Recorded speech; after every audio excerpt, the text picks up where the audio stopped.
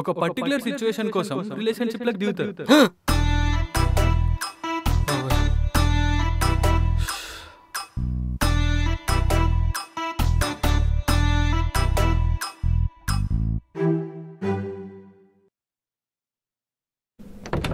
May I come in sir? Yes, come in.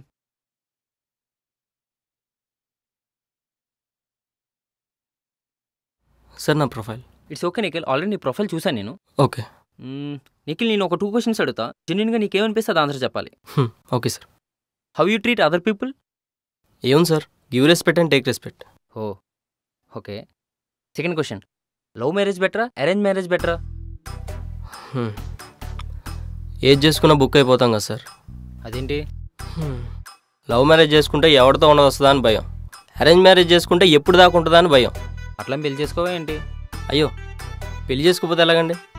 మనం దున్నే పొలంలో వేరేవాడు ఎత్తున వేసినా మన పంట పండింది అనుకోవడం తప్ప మనం చేసేదేముంది? ఇంతకీ మీకు పెళ్ళైందా సార్? ఈ వచ్చేవారమేనా నా పెళ్ళి?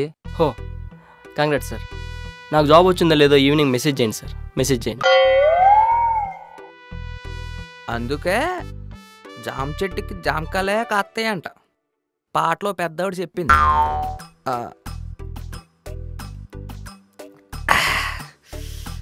తర్వాత ఏమైంది? ఇంటర్వ్యూ అయ్యాక సినిమాకి వెళ్ళి సాయంత్రం ఇంటికి వెళ్ళాను.